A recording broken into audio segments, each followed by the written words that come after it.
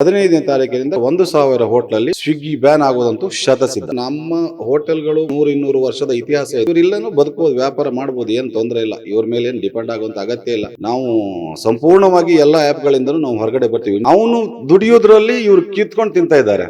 0% commission ಅಲ್ಲಿ ನಿಮ್ಗೆ ನಾವು ಡೆಲಿವರಿ ಕೊಡ್ತೀವಿ ಅಂತ ಹೇಳ್ತಾ ಇದ್ದಾರೆ. ನಾವ್ ಯಾಕೆ ಸ್ವಿಗ್ಗಿಯನಿಗೆ ಕೊಡ್ಬೇಕು? ನಾವು ಸ್ವಿಗ್ಗಿಯವನಿಗೆ ಕೊಡುವ ಡಿಸ್ಕೌಂಟ್ ನಾವು ಹೋಟ್ಲಲ್ಲೇ ಕೊಡ್ತೀವಿ. ನೇರವಾಗಿ ನಮ್ಮ ಗ್ರಾಹಕರಿಗೆ ಸಿಗ್ಲಿ, ಯಾಕೆ ನಾವು ಮೂರನೇ ತಿನ್ಬೇಕು? ಸ್ವಿಗ್ಗಿ ಕಂಪ್ನಿ ವತಿಯಿಂದ ಏನು ಹೋಟೆಲ್ ಮಾಲೀಕರಿಗೆ ತೊಂದರೆ ಆಗ್ತಾ ಇತ್ತು, ಆ ಒಂದು ಸಮಸ್ಯೆಗಳ ವಿರುದ್ಧ ಧ್ವನಿ ಎತ್ತಲು ಜುಲೈ 28ನೇ ತಾರೀಕು ಹೋಟೆಲ್ ಮಾಲೀಕರ ಸಂಘದ ವತಿಯಿಂದ ಸಭೆ ಕರೆದಿದ್ರು. ಅಲ್ಲಿ ಏನೇನು ಚರ್ಚೆಗಳಾಗಿತ್ತು, ಸೊ ಅದಕ್ಕೆ ಸ್ವಿಗ್ಗಿ ಏನಾದರೂ ರೆಸ್ಪಾನ್ಸ್ ಮಾಡಿದೆಯಾ ಅಥವಾ ಏನು ಹೇಳಿದೆ, ಭರವಸೆ ನೀಡಿದೆ ಅಂತ ಹೇಳ್ಬಿಟ್ಟು ನಮ್ಮ ಜೊತೆ ತಿಳಿಸಲು ಹೋಟೆಲ್ ಮಾಲೀಕರ ಸಂಘದ ಸದಸ್ಯರಾಗಿರ್ತಕ್ಕಂಥ ನವೀನ್ ಶೆಟ್ಟಿ ಅವರು ನಮ್ಮ ಜೊತೆ ಇದ್ದಾರೆ. ಅವ್ರನ್ನ ಮಾತಾಡಿಸ್ತೀನಿ. ಸರ್, ಮೊದಲೇದಾಗಿ ಸ್ವಿಗ್ಗಿ ಏನಾದರೂ ರೆಸ್ಪಾನ್ಸ್ ಮಾಡ್ತಾ ನಿಮಗೆ ಅಂತ? ಮಾಡಿದ್ದಾರೆ. ನಾವು 28ನೇ ತಾರೀಕು ಮಾಡಿದಂಥ ಮೀಟಿಂಗ್ ಆದಮೇಲೆ ಹೋಟೆಲ್ ಸಂಘದ ಅಧ್ಯಕ್ಷರಿಗೆ, ಗೌರವ ಅಧ್ಯಕ್ಷರಿಗೆ ಎಲ್ಲ ಕಾಂಟ್ಯಾಕ್ಟ್ ಮಾಡಿ ಅವರು ಮೀಟಿಂಗನ್ನು ಫಿಕ್ಸ್ ಮಾಡಿದ್ದಾರೆ. ಹೋಟೆಲ್ ಸಂಘದಿಂದ ನಮಗೂ ಸಹ ಕರೆದಿದ್ದಾರೆ, ನಾವು ಸಹ ಹೋಗಿದ್ವಿ. ಅವರು ಯಾವುದೇ ಬದಲಾವಣೆಗಳ ಬಗ್ಗೆ ಮಾತಾಡಲಿಕ್ಕೆ ತಯಾರಿಲ್ಲ. ಆದರೂ ನಮ್ಮ ರಿಕ್ವೆಸ್ಟ್ಗಳನ್ನು ನಾವು ಕೊಟ್ಟಿದ್ದೀವಿ. ಯಾವುದೋ ಒಂದು ನಮ್ಮ ಪರ್ಮಿಷನ್ ಇಲ್ಲದೆ ಆ್ಯಡ್ ಕೊಡೋದು, ಅಥವಾ ನಮ್ಮ ಪರ್ಮಿಷನ್ ಇಲ್ಲದೆ ಡಿಸ್ಕೌಂಟ್ ಕೊಡೋದು, ಅಥವಾ ಲೇಟು ಇದು ಕ್ಯಾನ್ಸಲೇಷನ್ ಚಾರ್ಜ್ ಹಾಕೋದು, ಲಾಂಗ್ ಡಿಸ್ಟೆನ್ಸು ಪೆನಾಲ್ಟಿ ಹಾಕೋದು, ಇದೆಲ್ಲ ಕ್ಯಾನ್ಸಲ್ ಮಾಡಬೇಕನ್ನುವಂಥ ನಮ್ಮ ಬೇಡಿಕೆಗಳನ್ನು ಅವ್ರ ಮುಂದೆ ಇಟ್ಟಿದ್ದೀವಿ. ಆಮೇಲೆ ಮತ್ತೆ ತಿರ್ಗಾ ಅವರು ಸೆಂಟ್ರಲ್ ಹೆಡ್ ಬಂದು ಮತ್ತೆ ತಿರ್ಗಾ ಹೋಟೆಲ್ ಸಂಘದ ಜೊತೆಗೆ ಮಾತಾಡಿದ್ದಾರೆ, ಮೀಟಿಂಗ್ ಆಗಿದೆ. ಆಗ 31ರ ತನಕ ನಮಗೆ ಟೈಮ್ ಕೊಡಿ, ನಾವು ಇದನ್ನೆಲ್ಲ ಪರಿಶೀಲನೆ ಮಾಡಿ ಇದನ್ನೆಲ್ಲ ಸರಿ ಮಾಡ್ತೀವಿ ಅನ್ನುವಂಥ ಭರವಸೆ ಅವರು ಕೊಟ್ಟಿದ್ದಾರಂತೆ ಹೋಟೆಲ್ ಸಂಘದವ್ರ ಹತ್ರ. ಆದರೆ ನಾವು ಅವರಿಗೆ ಮುಂದೆ ನಾವು ಸ್ವಿಗ್ಗಿಯನ್ನು ಮುಂದುವರಿಸಬೇಕಾ ಬೇಡವಾ ಅಂತ ನಾವು ನಿರ್ಧಾರ ಮಾಡ್ತೇವೆ. ಆದರೆ ನಮಗೆ ಹಿಂದೆ ಆದಂಥ ಅನ್ಯಾಯನ ನೀವು ಸರಿ ಮಾಡಿ ಕೊಡಿ ಅನ್ನುವಂಥ ಒಂದು ಅಹವಾಲನ್ನು ಕೊಟ್ಟಿದ್ದೀವಿ. ಅದಕ್ಕೆ ಇಲ್ಲಿವರೆಗೆ ಯಾವುದೇ ರೆಸ್ಪಾನ್ಸ್ ಮಾಡಿಲ್ಲ ಅವರು. ಅವರಿಗೆ ತಿಂದ ಅಭ್ಯಾಸ ಆಗಿಬಿಟ್ಟಿದೆ. ಅಷ್ಟು ಸಡನ್ನ ನಿಲ್ಲಿಸ್ಲಿಕ್ಕೆ ಆಗಲಿಲ್ಲ ಅನಿಸುತ್ತೆ. ಈ ಮೊಣಕೈಗೆ ಸಿಹಿ ಹಚ್ಬಿಟ್ಟು ತಿನ್ನಿ ಅಂತಾರಲ್ಲ, ಆ ರೀತಿ ಅಂತ ಒಂದು ಧೋರಣೆಯನ್ನು ಅವರು ತೋರ್ತಾ ಇದ್ದಾರೆ. ಬಹುಶಃ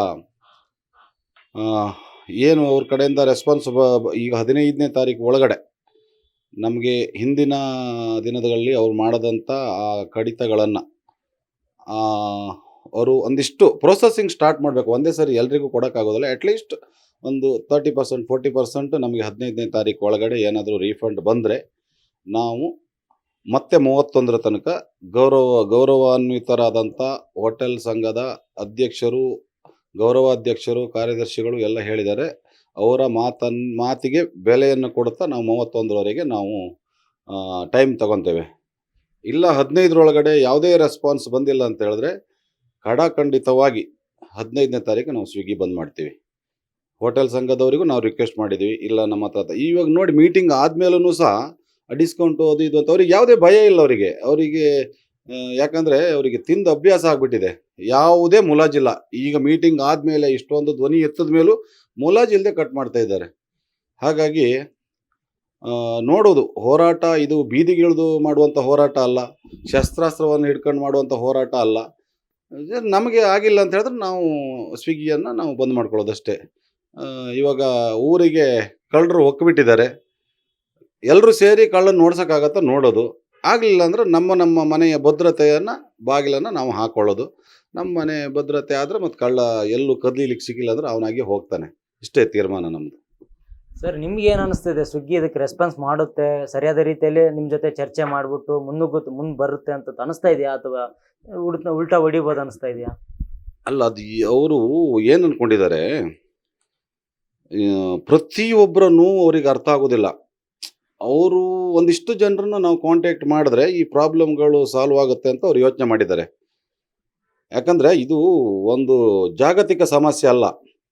ಜಾಗತಿಕ ಸಮಸ್ಯೆ ಆದರೆ ಯಾರೋ ಒಬ್ಬರು ನಾಯಕರ ಹತ್ರ ಮಾತಾಡಿ ಸರಿ ಮಾಡ್ಬೋದು.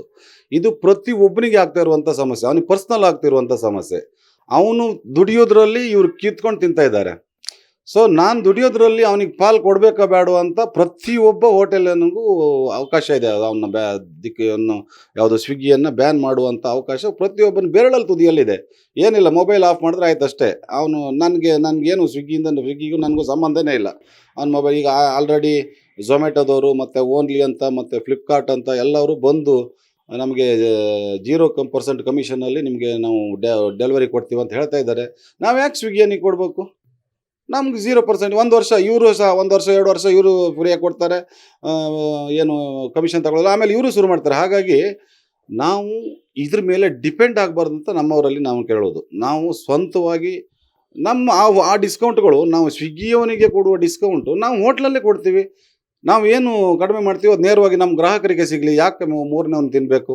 ನಮ್ಮ ಗ್ರಾಹಕರಿಗೆ ಕೊಡ್ತೀವಿ ನಾವು. ಅವ್ರು ಕೊಡುವಂಥ ಡಿಸ್ಕೌಂಟ್ ನಾವೇ ನೇರವಾಗಿ ನಮ್ಮ ಗ್ರಾಹಕರಿಗೆ ಕೊಡ್ತೀವಿ. ನಮಗೂ ಗ್ರಾಹಕರಿಗೂ ಮಧ್ಯವರ್ತಿಗಳು ಬೇಡ. ನಮ್ಮ ಹೋಟೆಲನ್ನು ಸರ್ಚ್ ಮಾಡಿ, ನಮ್ಮದು ಒಂದು ಹೋಟೆಲ್ ಉಡುಪಿ ಹೋಟೆಲನ್ನು ಸರ್ಚ್ ಮಾಡಿ, ಆ ಹೋಟೆಲ್ ಇದೆ ನಮಗೆ ಫುಡ್ ಬೇಕಂತ ಸರ್ಚ್ ಮಾಡಿದವರಿಗೆ ಅಲ್ಲಿಂದ ಫುಡ್ ಆರ್ಡ್ರ್ ಆದಮೇಲೆ ಮನೆಗೆ ತಗೊಂಡು ಹೋಗುವಂಥ ಕೆಲಸ ಮಾತ್ರ ಯಾವುದೇ ಮಧ್ಯವರ್ತಿಗಳು ಮಾಡೋದಾದರೆ ನಾವು ಅಂಥ ಆ್ಯಪ್ಗಳನ್ನು ಮುಂದುವರಿಸ್ತೀವಿ. ಇಲ್ಲಾಂದರೆ ಖಂಡಿತವಾಗೂ ಯಾವುದೇ ಆ್ಯಪ್ಗಳು ಸ್ವಿಗ್ಗಿ ಆಗಲಿ, ಝೊಮ್ಯಾಟೊ ಆಗಲಿ, ಅಥವಾ ಓನ್ಲಿ ಆಗಲಿ, ಫ್ಲಿಪ್ಕಾರ್ಟ್ ಯಾವುದೇ ಆಗಲಿ ನಮಗೆ ಅನುಕೂಲಕರವಾಗಿಲ್ಲ ಅಂತ ಹೇಳಿದ್ರೆ, ಯಾಕಂದರೆ ನಮಗೆ ಗೊತ್ತಾಗುವಾಗ ಹೊತ್ತಾಗಿಬಿಟ್ಟಿದೆ. ಗೊತ್ತಾದ ಮೇಲೂ ನಾವು ಜಾಗ್ರತೆ ಮಾಡ್ಕೊಳ್ಳಿಲ್ಲ ಅಂದರೆ ಮೋಸ ಹೋಗುವುದೇ ಮೂರ್ಖತನ ಅನಿಸ್ತದೆ ನನಗೆ. ಮೋಸ ಮಾಡೋರು ಮೂರ್ಖರಲ್ಲ, ಮೋಸ ಹೋಗುವವರೇ ಮೂರ್ಖರು ಅನಿಸ್ತದೆ. ಇಷ್ಟು ದಿವಸ ನಮ್ಗೆ ಗೊತ್ತಾಗಲಿಲ್ಲ. ಯಾಕಂದರೆ ಹೋಟೆಲ್ಗಳಲ್ಲಿ ಬಹಳಷ್ಟು ಸಮಸ್ಯೆಗಳಿರುತ್ತೆ.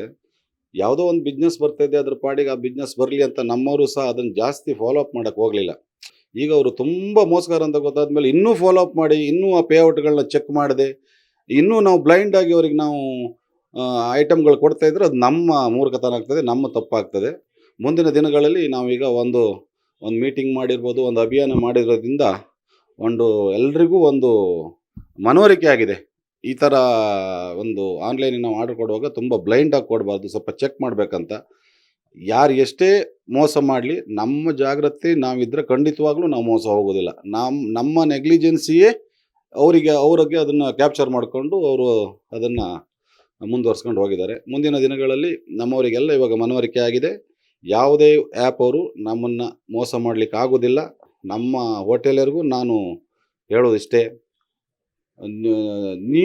ನೀವು ಮೋಸ ಹೋಗಬೇಡಿ. ಮೋಸ ಮಾಡುವವರು ತುಂಬ ಜನ ಇರ್ತಾರೆ, ಸುತ್ತಮುತ್ತ ತುಂಬ ಜನ ಮೋಸ ಮಾಡೋರು ಇರ್ತಾರೆ.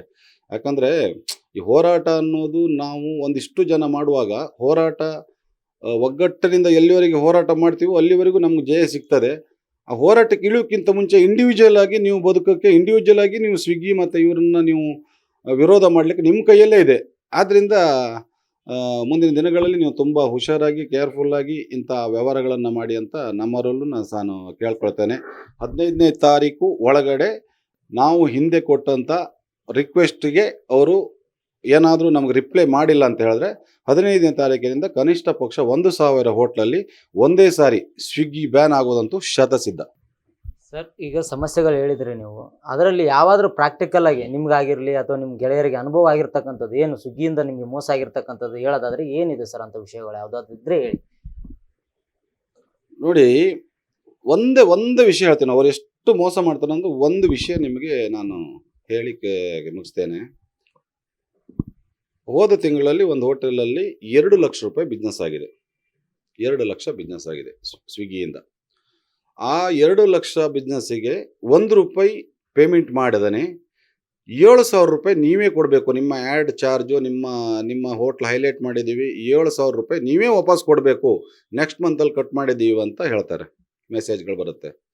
ಇವರಿಗೆ ಆಶ್ಚರ್ಯ ಆಗುತ್ತೆ. ಅಲ್ಲಿನ POCಗೂ ಯಾರಿಗೂ ಇವರು ವಿಚಾರಿಸಿದಾಗ ಅವ್ರು ಎಂಥ ಉತ್ತರ ಕೊಡ್ತಾರೆ ಅಂದರೆ, ನಾನು ಆ್ಯಡ್ ಕೊಟ್ಟದ್ರಿಂದ ನಿನ್ನ ಹೋಟ್ಲಲ್ಲಿ ಕೌಂಟ್ರ್ ಸೇಲ್ ಜಾಸ್ತಿ ಆಗಿದೆ, ನಮ್ಮದು ಸೇಲ್ಗೆ ಇಲ್ಲದೆ ಇದ್ರೂ ನಾವು ಪೇಔಟ್ ಮಾಡಲಿಲ್ಲ ಅಂದರೂ ನಿಮ್ಮ ಹೋಟ್ಲಲ್ಲಿ ಕೌಂಟ್ರ್ ಸೇಲ್ ಜಾಸ್ತಿ ಆಗಿದೆ, ನಿಮ್ಮ ಬಿಸ್ನೆಸ್ಸನ್ನು ನಾವು ಇಂಪ್ರೂವ್ ಮಾಡಿದ್ದೀವಿ ಅಂತ.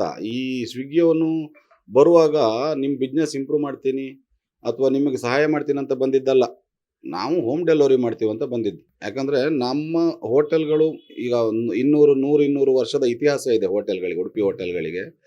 ಅವರು ಅಲ್ಲೊಂದು ಹಾಸ್ಪಿಟ್ಲ್ ಇದೆಯೋ, ಒಂದು ಕಾಲೇಜ್ ಇದೆಯೋ, ಅಥವಾ ಪಬ್ಲಿಕ್ ಹೇಗಿದೆ, ಒಂದು ಗೌರ್ಮೆಂಟ್ ಆಫೀಸ್ ಇದೆಯೋ, ಇದನ್ನು ನೋಡ್ತಾರೆ ಬಿಟ್ಟರೆ ಅಲ್ಲಿ ಆನ್ಲೈನ್ ಕಸ್ಟಮರ್ ಇದ್ದಾರಾ, ಸ್ವಿಗ್ಗಿ ಅವರು ಇದ್ದಾರಾ, ಝೊಮ್ಯಾಟೋದ ಇದ್ದಾರಾ ಅನ್ನುವ ಯಾವುದೇ ಪರಿಶೀಲನೆ ಮಾಡೋದಿಲ್ಲ ಹೋಟೆಲ್ಗಳು ಮಾಡುವಾಗ.